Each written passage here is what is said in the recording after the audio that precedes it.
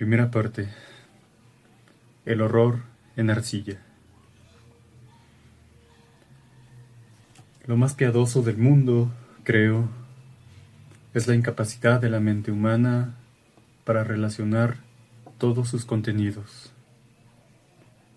Vivimos en una plácida isla de ignorancia en medio de negros mares de infinitud, y no estamos hechos para emprender largos viajes.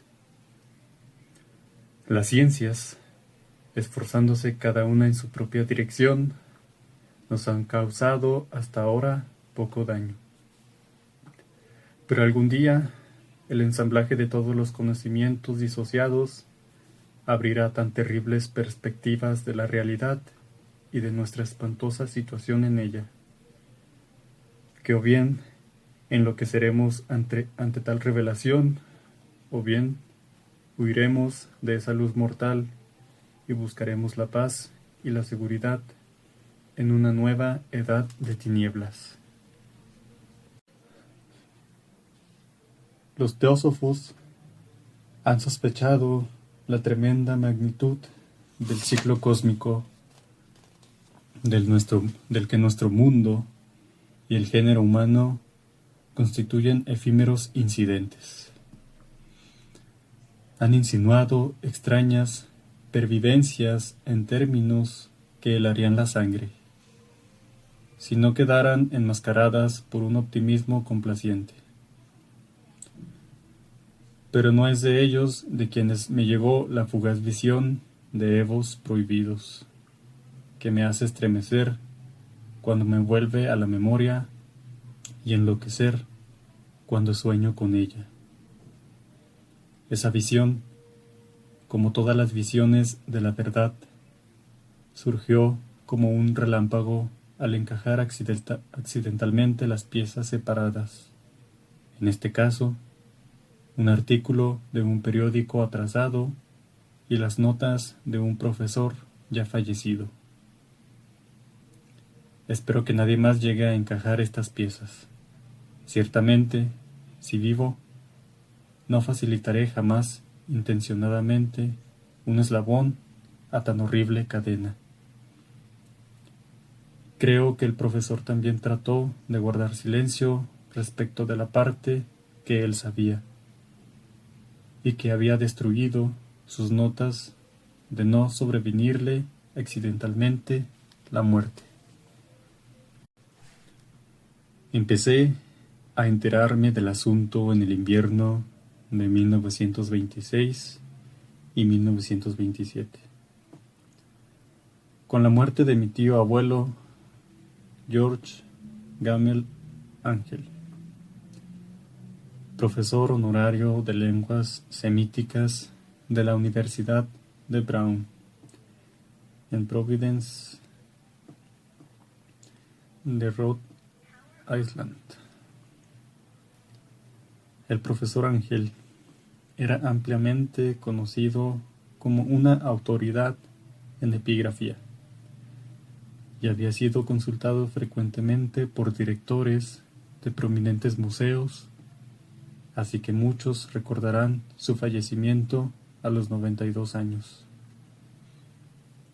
Localmente, el interés aumentó debido a la oscura causa de su muerte. El profesor murió cuando regresaba del barco de Newport. Se derrumbó súbitamente, como declaró un testigo, tras recibir un empujón de un marinero negro que surgió de una de esas casuchas oscuras y extrañas de la empinada cuesta que constituye un atajo desde el muelle a la casa del difunto en Williams Street.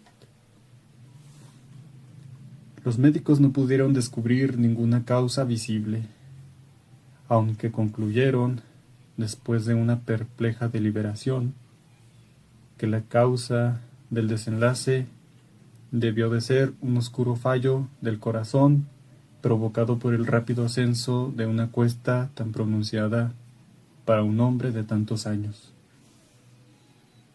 En aquel entonces no encontré ninguna razón para disentir del dictamen, pero recientemente me inclino a dudarlo, y más que a dudarlo.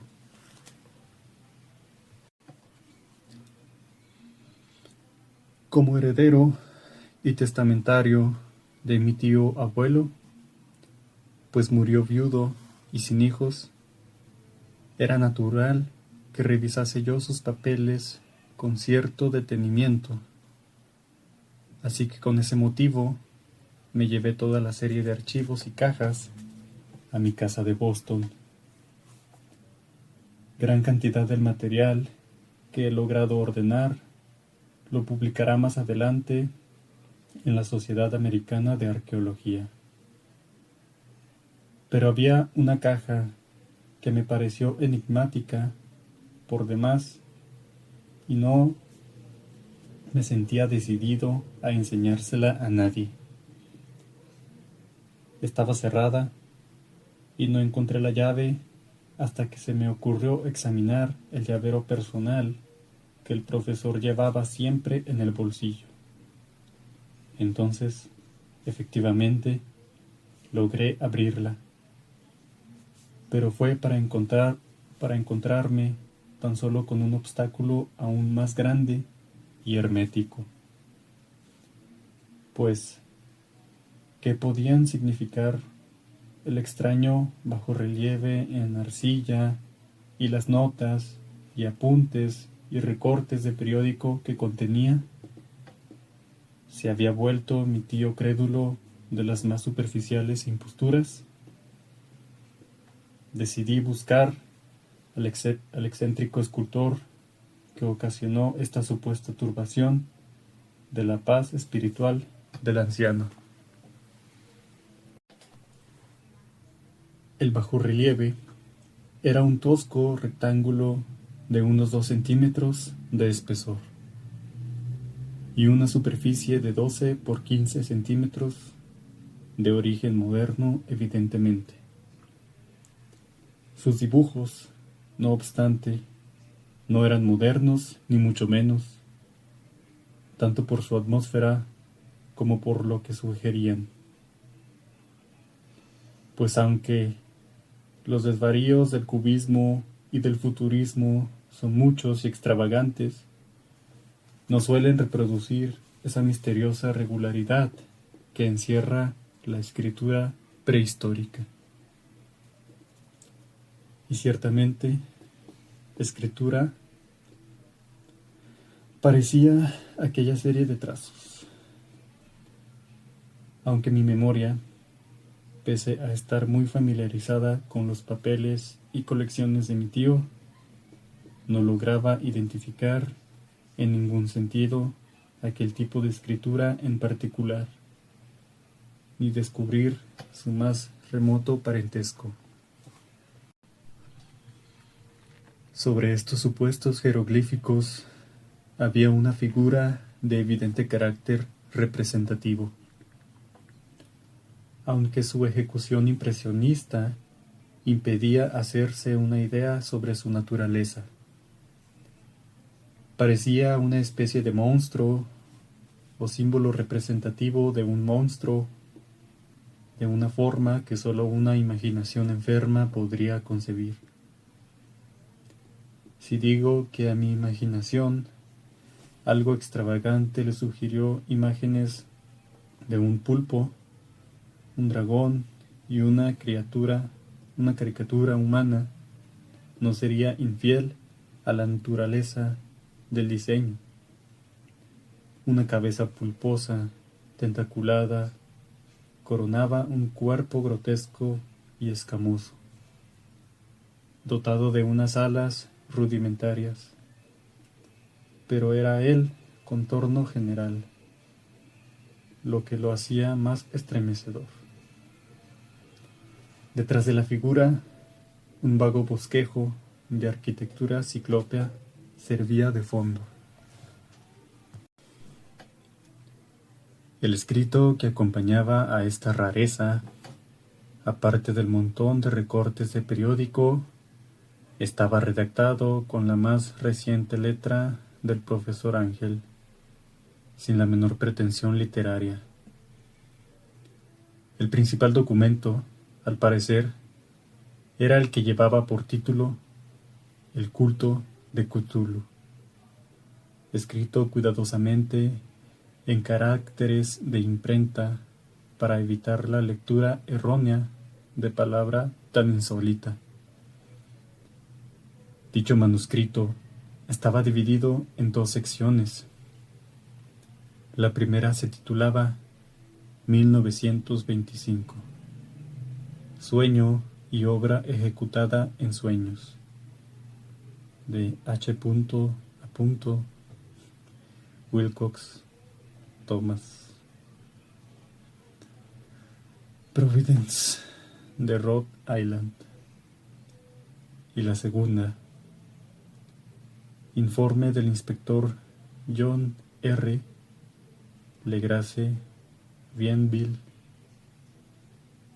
Nueva Orleans, en Luisiana, al Congreso de la Sociedad Americana de Arqueología, 1928. Nota sobre la misma y declaración del profesor Webb. Los demás escritos eran todos anotaciones breves, algunas referencias a los extraños sueños de distintas personas, otras citas de libros teosóficos y revistas, y el resto comentarios sobre pasajes de textos mitológicos y antropológicos, como la rama dorada de Fraser y el culto de la brujería en la Europa occidental, de Margaret Murray.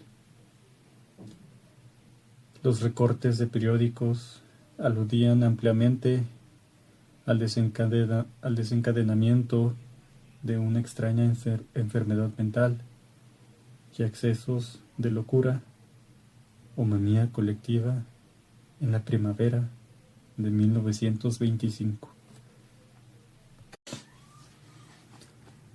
La primera mitad del manuscrito principal relataba una historia muy curiosa. Parece ser que el 1 de marzo de 1925, un joven delgado, moreno y de aspecto neurótico y excitado, había ido a visitar al profesor Ángel, con el singular bajorrelieve de arcilla, entonces excesivamente húmedo y fresco. Su tarjeta ostentaba el nombre de Henry Anthony Wilcox, y mi tío le había reconocido como el hijo más joven de una excelente familia ligeramente conocida suya, el cual había estudiado recientemente escultura en la Escuela de Bellas Artes de Rhode Island y había vivido solo en el edificio Fleur de Lis, próximo a dicha institución. Wilcox era un joven precoz, de reconocido genio, pero de gran excentricidad, y había llamado la atención desde niño por las extrañas historias y singulares sueños que acostumbraba relatar. Decía de sí mismo que era físicamente hipersensible, pero la gente seria de la ciudad antigua comercial le tenía simplemente por raro, pero no relacionándose nunca mucho con sus semejantes, se había ido alejando gradualmente de la visibilidad social, y ahora solo era conocido de un reducido grupo de estetas de otras ciudades. El círculo artístico de Providence, deseoso de preservar su conservadurismo, lo había considerado un caso perdido.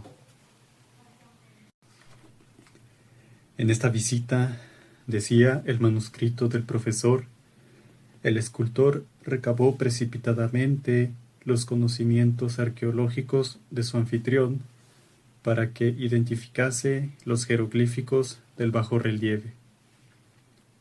Hablaba en un tono altisonante y pomposo que delataba afección y le enajenaba toda simpatía.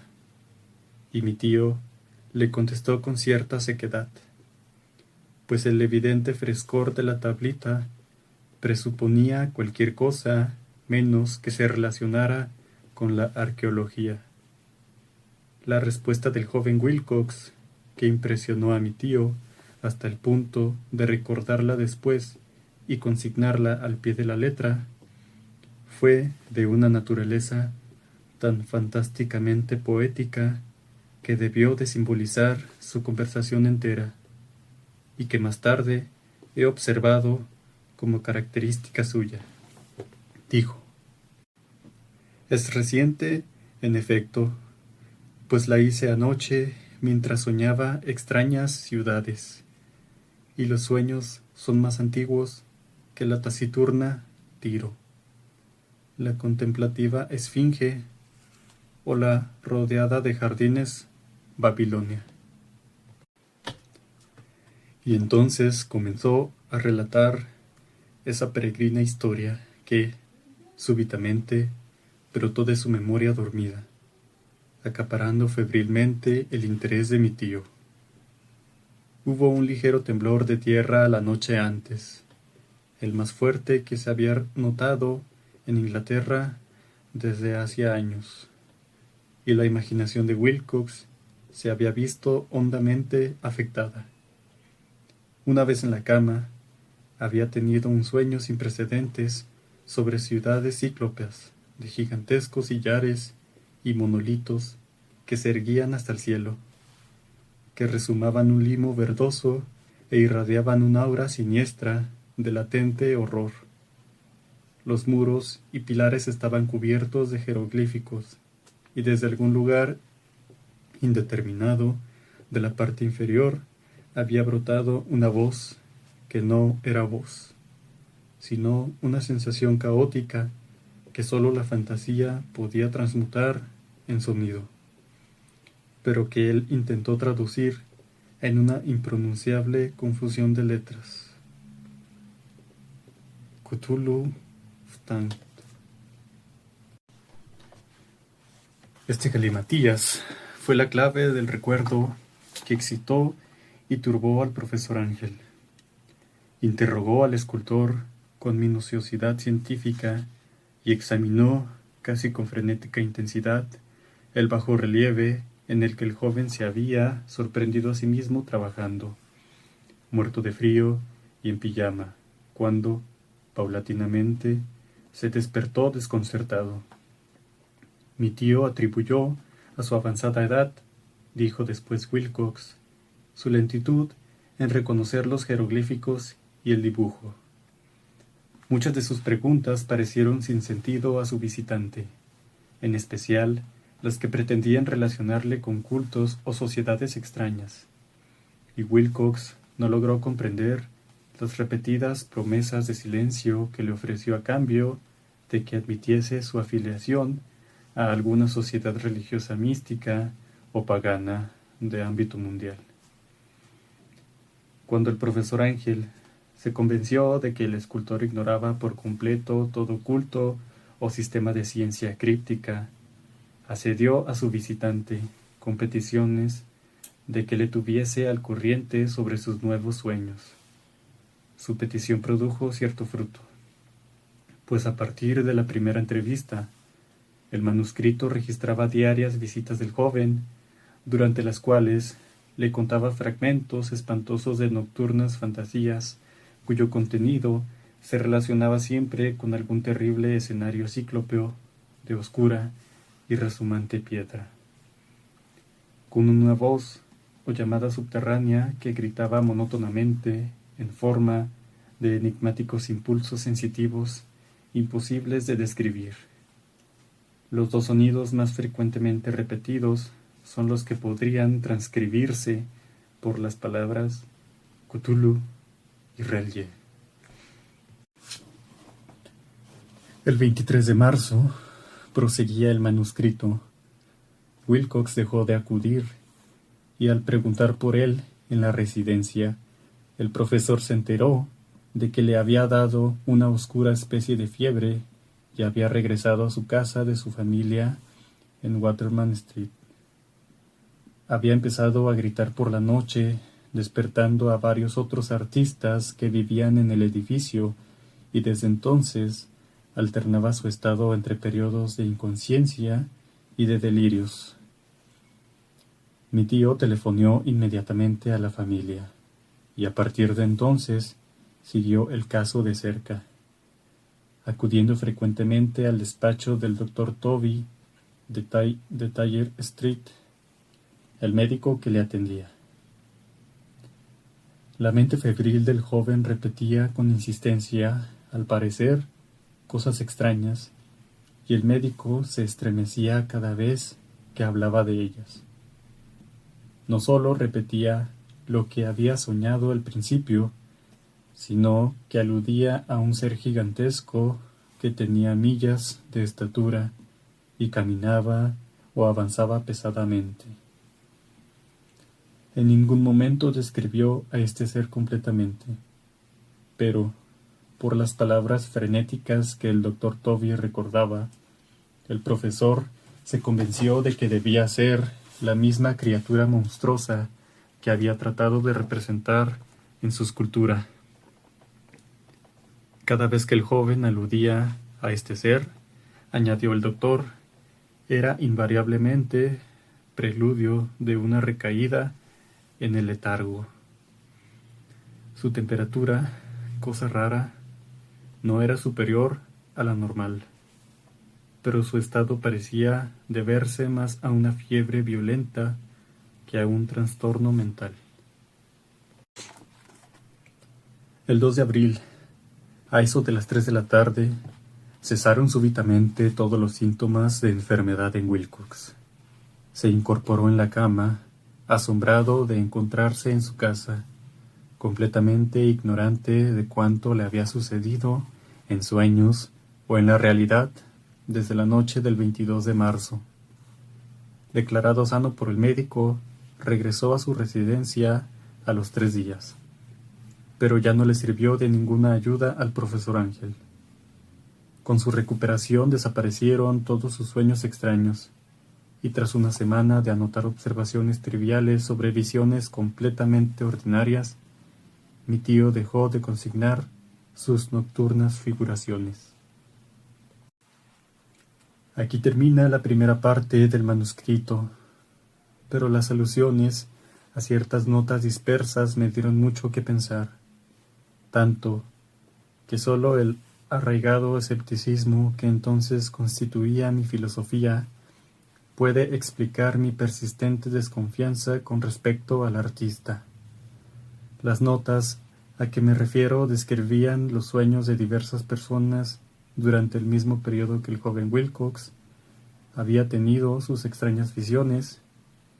Mi tío, al parecer, había iniciado rápidamente una dilatada encuesta entre casi todos los amigos a quienes podía interrogar sin pecar de indiscreto, pidiéndoles que le contasen sus sueños y le facilitasen los detalles de cualquier visión excepcional que hubiesen tenido anteriormente.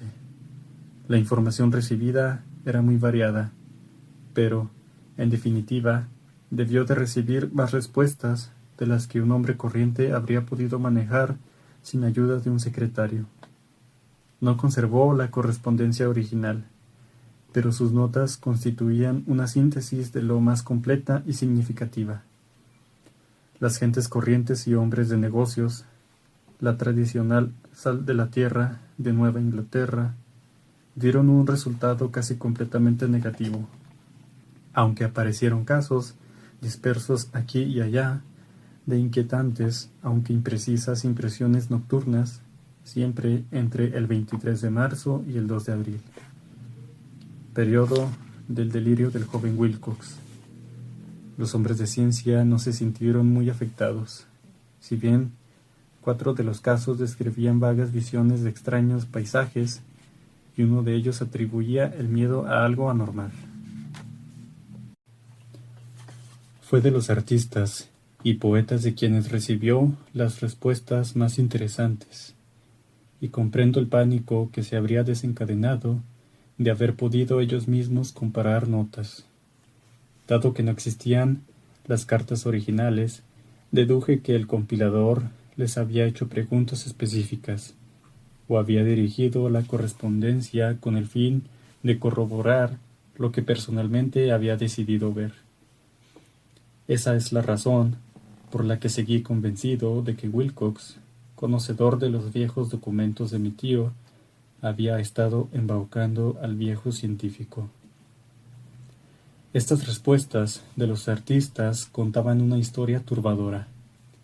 Del 28 de febrero al 2 de abril, muchos tuvieron sueños muy extraños, que alcanzaron su máxima intensidad durante el periodo de delirio del escultor. Una cuarta parte narraban escenas y sonidos parecidos a los descritos por Wilcox, y algunos confesaron haber experimentado un gran miedo ante un ser abominable. Un caso, que las notas describían con énfasis, resultaba particularmente triste. El sujeto, un arquitecto muy conocido con afición a la teosofía y al ocultismo, se volvió repentinamente loco el día que el joven Wilcox sufrió el ataque, y murió unos meses más tarde, gritando innecesariamente que le salvaran de cierta criatura escapada del infierno. De haber dejado mi tío la referencia nominal de estos casos, en vez de reducirlos a números, habría intentado yo alguna comprobación. De este modo, en cambio, solo pude seguir la pista de unos cuantos. Todos, sin embargo, corroboraron plenamente las notas. Me he preguntado a menudo si todos aquellos a quienes el profesor había interrogado se sentirían tan intrigados como estos. Bien está que no hayan llegado a saber jamás la explicación.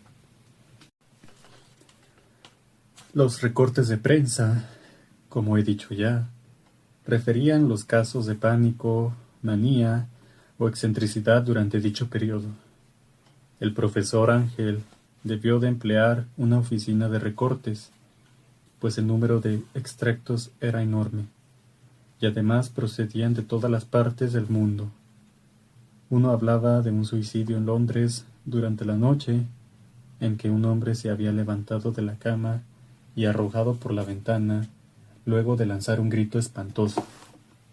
Otro era una carta incoherente dirigida a un periódico sudamericano, en la que un fanático auguraba un espantoso futuro por las visiones que había tenido.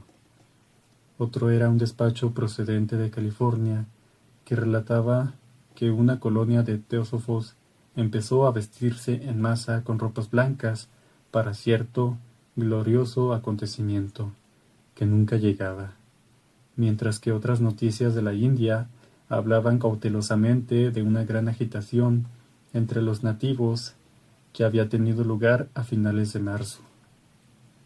Las orgías del vudú se habían multiplicado en Haití, y las agencias africanas de noticias hablaban de murmullos presagiosos. Los oficiales americanos, con destino en Filipinas, habían observado la inquietud de algunas tribus en este mismo tiempo, y algunos policías neoyorquinos habían sido atropellados por orientales histéricos la noche del 22 al 23 de marzo. En el oeste de Irlanda también corrían rumores insensatos, y un pintor llamado Ardois Bonnot colgó un blasfemo paisaje onírico en el Salón de Primavera de París, en 1926. Por otra parte, fueron tan numerosos los disturbios registrados en los manicomios que solo un milagro pudo impedir que el cuerpo médico advirtiese extraños paralelismos y extrajese confusas conclusiones. En suma, se trataba de una escalofriante colección de noticias, y aún hoy no comprendo qué sequedad racionalista me impulsó a desecharlas. Pero estaba convencido de que el joven Wilcox había tenido noticia de unos casos anteriores citados por el profesor.